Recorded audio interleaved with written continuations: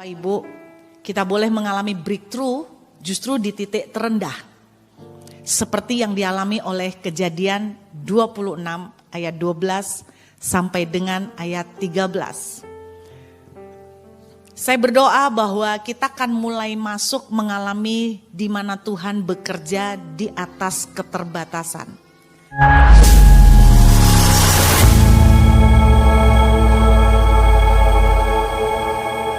God working beyond limit.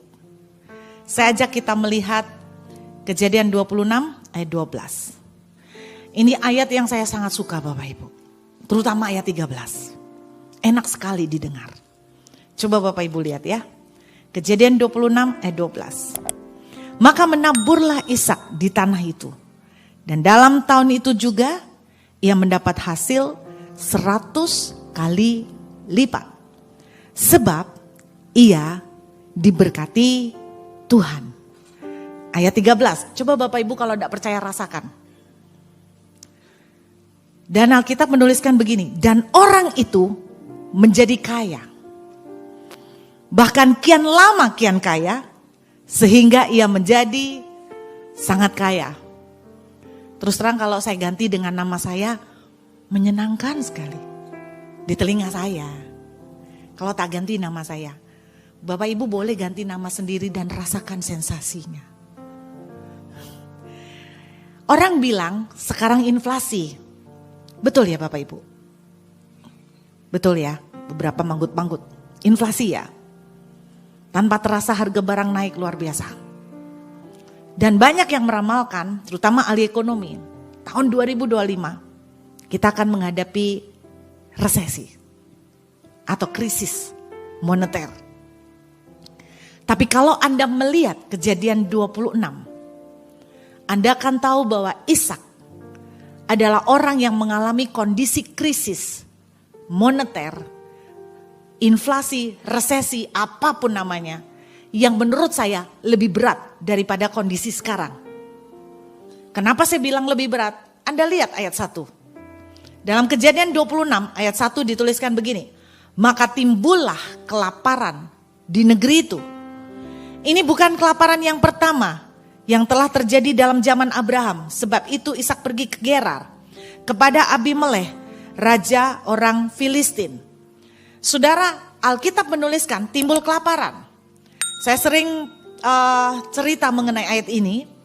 Terjemahan aslinya menuliskan begini. Masa kekeringan yang sangat panjang. Masa kekeringan yang sangat panjang. Kalau di Timur Tengah, masa kering yang sangat panjang, itu beda dengan Indonesia. Tanah mereka betul-betul keras, seperti batu. Dan hujan tidak terjadi. Bertahun-tahun, bukan 1-2 bulan, tapi tahunan. Kalau penduduk sebuah kota, itu mata pencariannya IT, saudara. Hujan ndak hujan, ndak ngaruh. Betul ya? Kalau penduduk sebuah bangsa, mata pencahariannya katakan mungkin bidang accounting misalnya. Maka hujan ndak pengaruh. Tapi bagi sebuah bangsa yang penduduknya 90% lebih, mata pencariannya pertanian. Maka kalau ndak ada hujan, itu namanya neraka saudara, kiamat. Dan inilah situasi yang terjadi pada Kejadian 26. Yang membuat apa saudara? Terjadi kelaparan. Alkitab tidak menceritakan berapa banyak orang yang mati. Tapi saya sangat yakin karena begitu parahnya kekeringan, pasti banyak orang mati. Cuman Alkitab tidak ceritakan saudara. Dan menurut saya itu sebabnya yang dialami oleh Ishak itu lebih kritis daripada kondisi Bapak Ibu dan saya. Lebih kritis saudara. Tapi kita akan belajar bagaimana orang dalam kondisi kritis seperti ini, tanah membatu, hujan tidak ada. Berarti dengan kata lain, apa yang ada di bumi semuanya jalan buntu. Setuju tidak Bapak Ibu? Kalau zaman sekarang itu kira-kira beginilah. Modalnya tidak ada, kerjaan gak dapet, kenalan juga tidak punya. Mungkin orang tidak ada yang percaya. Mungkin saudara bilang umur sudah terlambat. Beberapa waktu yang lalu seseorang mengirimkan pesan. Dia stres karena dia bergumul soal financial. Umurnya sudah 40 tahun lebih. Dia bilang, saya mencari pekerjaan kemana-mana tidak diterima Bu. Karena 40 tahun lebih. Nah inilah yang terjadi pada Ishak. Tanah kering, hujan tidak ada. Inilah batasan-batasan kesulitan yang dialami oleh Ishak. Saya tidak tahu kesulitan saudara. Mungkin saudara bilang pekerjaan jalan. Mungkin saudara bilang penjualan mandek. Mungkin saudara berkata bunga naik terus. Perputaran bunga lebih cepat daripada perputaran masuknya income. Mungkin itu yang Bapak Ibu dan saudara alamin saat ini. Dengan kata lain, sikon saudara, ya 11-12 lah dengan kejadian yang dalam pengalaman Ishak. Tapi saya mau kasih kabar gembiranya begini loh Bapak Ibu. Kabar gembiranya begini. Ishak di dalam kondisi titik terendah, tapi dia mengalami panenan 100 kali lipat. 100 kali lipat itu sama dengan 10.000%. Anda boleh cek perusahaan manapun, setahu saya tidak pernah ada yang mendapatkan perlipatan 10.000%. 200% masih banyak. 300% cuan masih ada. Bahkan mungkin sampai 500%. 1.000% saya nggak yakin. Apalagi 10.000%, 100 kali lipat, itu sesuatu yang sangat tidak mungkin. Tetapi yang mengagumkan adalah begini, justru berkat Tuhan terbesar, breakthrough yang terbesar, blessing Tuhan secara finansial yang terbesar buat Ishak, justru terjadi di saat yang paling rendah, paling sulit, paling tidak mungkin. Saya mau kabar gembira ini terjadi pada Bapak Ibu, bahwa kalau Anda kondisinya hari ini sedang sulit, titik terendah saudara justru sangat diincar sama Tuhan. Bukan Tuhan suka saudara ada di titik terendah, tapi Tuhan suka sekali memakai titik terendah menjadi kesempatan untuk dia memberkati dan melakukan mujizat. Sebab ketika Tuhan memberkati saudara di titik terendah, maka saudara akan berkata, ini bukan saya, tapi ini Tuhan. Maka saudara akan berkata, cuman karena kemurahan dan kebaikan Tuhan. Nah Tuhan paling demen yang begitu Bapak Ibu. Jadi kalau hari ini Anda sulit, Anda dalam kondisi yang terpuruk, Anda seperti jalan buntu, saya mau beritakan kabar gembiranya, ini justru kesempatan emas saudara akan booming. Saudara akan naik daun, saudara akan dipromosikan, saudara akan diberkati. Amin. Saudara, saya sering katakan pada jemaat belakangan ini begini. Saya berdoa Bapak Ibu menangkap ya. Badan kita boleh di bumi. Badan. Saudara nginjak bumi belum? Saya khawatir tempat duduk saudara sangat nyaman. Dari sini saya bisa lihat mana yang begini. Anda pikir dari sini tidak kelihatan? Kelihatan. Karena posisi Anda menaik gitu. Jadi ini kelihatan. Kebetulan saya dikaruniai Tuhan mata elang. Saya lihat dari jauh kelihatan. Itu sebabnya saya sering menemukan duit. Kenapa? Saya lihat dari jauh ada duit, saya langsung kelihatan. Jadi saya bisa tahu ada yang gini. Ada yang gini tadi. Saya tahu duduk saudara sangat nyaman. Tapi saya berdoa gini. Saudara nginjek bumi enggak? Atau sudah masuk langit ketujuh? Lagi di awan-awan? Lagi mimpi-mimpi di tengah banyak tumpukan emas kali ya. Menginjak bumi. Saya mau bilang sama Bapak Ibu. Ishak hidup di bumi sama seperti saudara dan saya. Kita hidup di bumi, tapi kita tidak boleh membiarkan apa yang di bumi membatasi. Saya ulangin. Kita hidup di bumi, tapi kita tidak boleh membiarkan apa yang ada di bumi membatasi kita. Kenapa saya bilang begitu? Karena ada satu kewarganegaraan yang saudara punya yang saudara lupa. Saya mau kasih ilustrasi begini. Saya bersyukur dikasih Tuhan permanent resident Australia, PR. Kalau Amerika bilang green card. Saya bersyukur.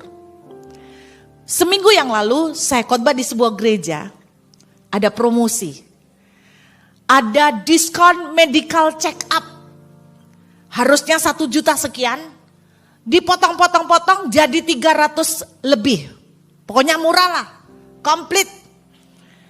Ketika orang melihat itu, wah ini murah nih. Medical check up gratis, kok gratis? Medical check up 300.000, murah kan, dari 1 juta jadi 300.000. Kalau saya nggak inget saya ini punya kependudukan Australia, kalau saya ini nggak inget saya ini punya permanen residen Australia, maka saya akan happy seperti yang lain. Lagi promo nih medical check up di sini, lagi promo. Maka saya mungkin seperti orang lain akan ikut-ikutan antri dan daftar untuk mendapatkan medical check up seharga 300.000. Padahal saya punya kependudukan Australia, green card-nya, yang membuat saya mendapatkan fasilitas di mana medical check up di sana komplit gratis. Nah, saudara dan saya seringkali seperti ini. Kita ini lupa kita punya green card yang lain selain Indonesia. Kalau saya Australia, saudara punya green card yang lain selain di bumi. Namanya green card surga. Artinya begini loh. Anda cukup survive, bertahan hidup dengan kondisi yang ada, tidak menang-menang. Karena Anda terus terlalu di bumi terus. Gitu loh Bapak Ibu, di bumi melulu. Anda tuh lupa, Anda tuh punya kependudukan green card surga. Di bumi bisa ada krisis, di surga tidak ada krisis.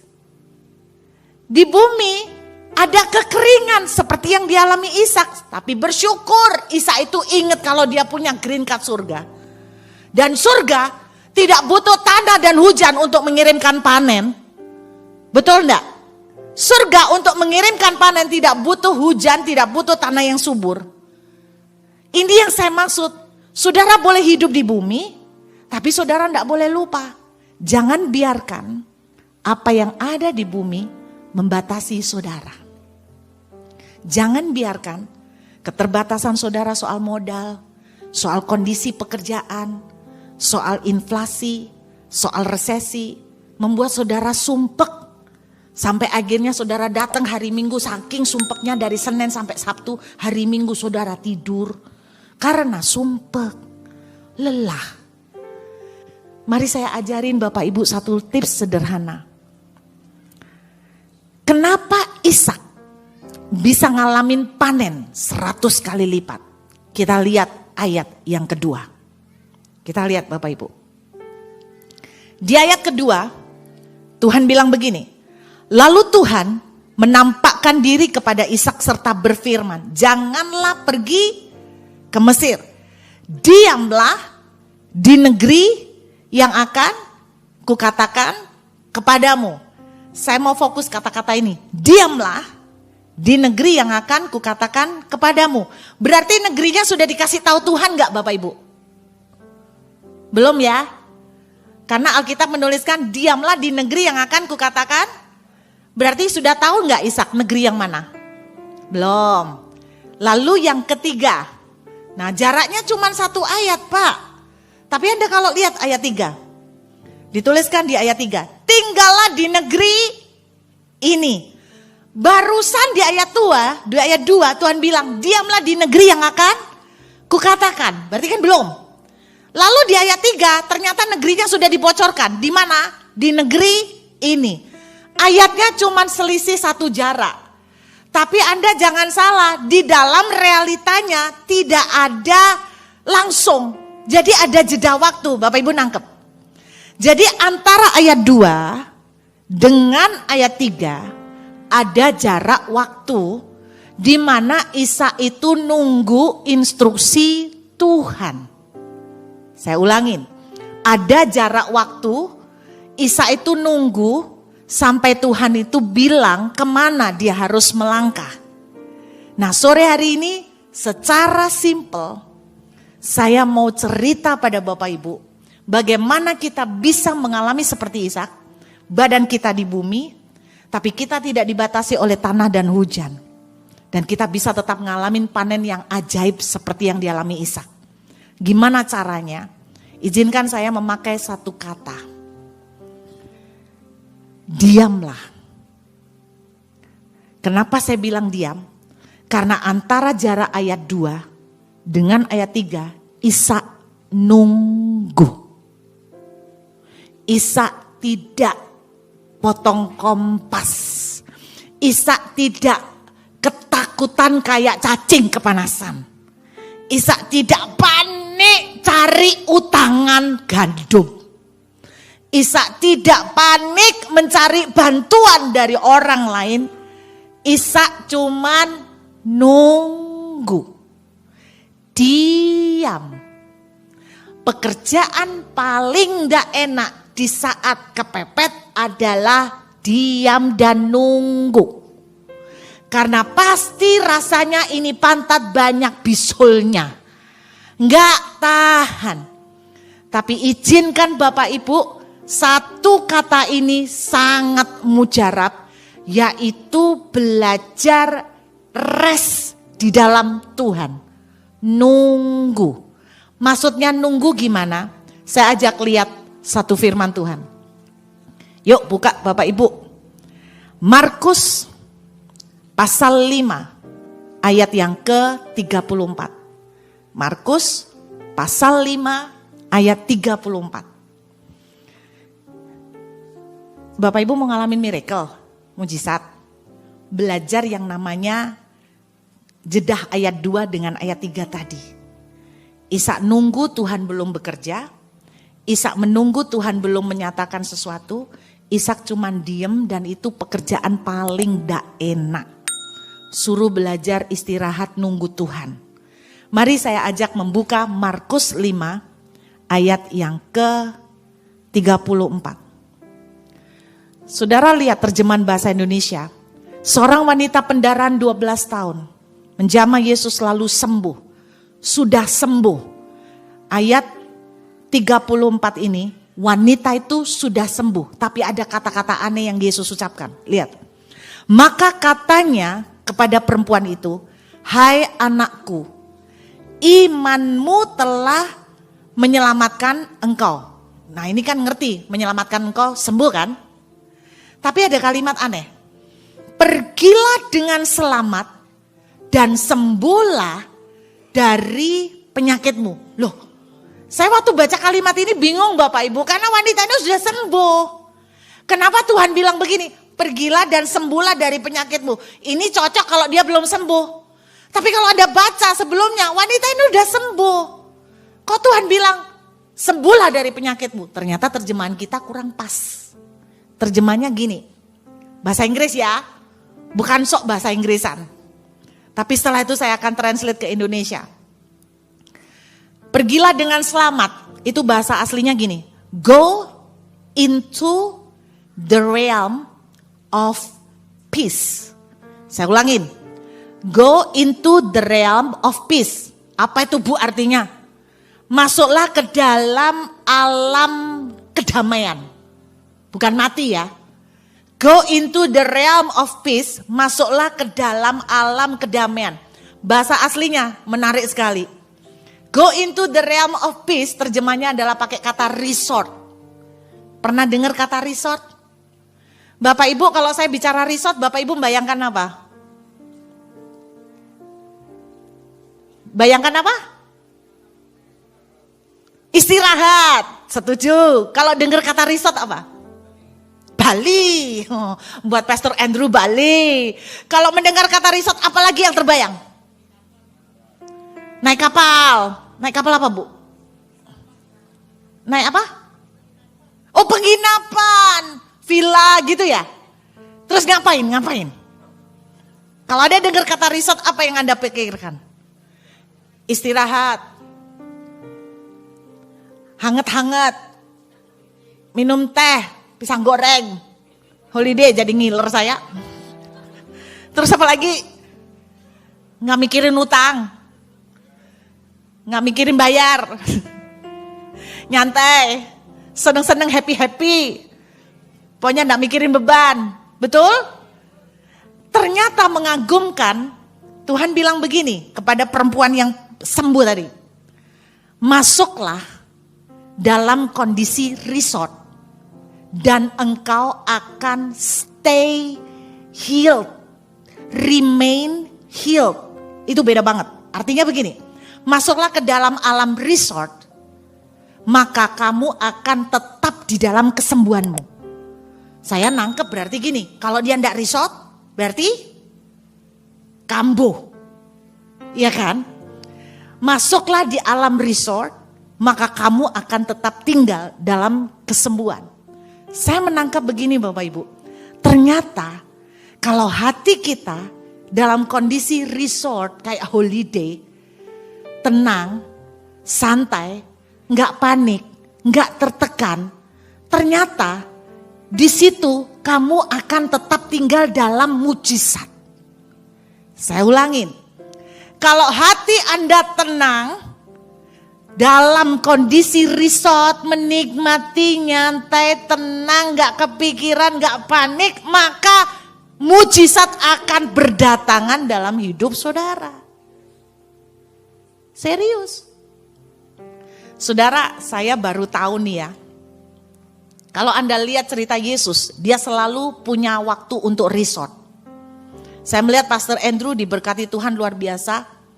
Setiap minggu pasti lari sana, lari sini, pindah sini, pindah sana, BSD Pluit, sini, apapun tempatnya, saya tidak tahu. Saya dulu kalau WA dia jawabnya cepat. Sekarang WA dia lama. Dan tidak terjawab akhirnya, mending kalau akhirnya terjawab. Sudah lama, ini curhat ini, setengah protes. Sudah lama tidak terjawab, di ghosting bahasanya anak muda. Saya ini di ghosting sama Pastor Andrew. Kalau WA di ghosting, saya baru ngerti itu istilah dari anak muda, di ghosting. Jadi lama, kenapa? Sibuk. Sudah sibuk dengan bayi-bayi besar. Masih ada bayi kecil plus bayi besar. Satu bayi itu seluruh dunia ribut. Ya toh? Sibuk. Saya mengerti. Jadi tidak boleh marah kalau di ghosting. Saya mengampuni. Dan menerima dengan pasrah. Dan berharap mudah-mudahan semua lancar karena dia tidak membaca pesan saya. Kalau Anda lihat hidup Yesus, mirip dengan Pastor Andrew. Sibuk. Pindah BSD Pluit, Moi. Anda lihat Yesus dari kitab Markus itu. Saya baca urutannya. Saya ngelihat itinerary-nya Yesus itu serem. Anda bayangkan ya. Di dalam Markus pasal 4. Alkitab menuliskan Yesus sempat tertidur. Kemudian apa? Dia menyembuhkan orang kerasukan. Setelah menyembuhkan orang kerasukan, dia naik perahu tidur lagi. Setelah naik perahu tidur lagi, dia ketemu Yairus. Ketemu wanita pendarahan. Setelah itu dia menyembuhkan 5.000 orang. Setelah menyembuhkan 5.000 orang, Yesus menyendiri, menghindari orang-orang. Ngapain? Resort lagi. Jadi artinya, gini loh Bapak Ibu. Resort atau istirahat bukan berarti tidak bikin apa-apa. Tapi yang paling penting, ini sama ini. Yang di dalam ini tenang dan rest. Maka mujizat akan terjadi. Ini sama ini tenang, mujizat itu akan sensitif sekali datang kepada saudara. Kenapa saya bisa bilang begitu? Saya juga ngalamin.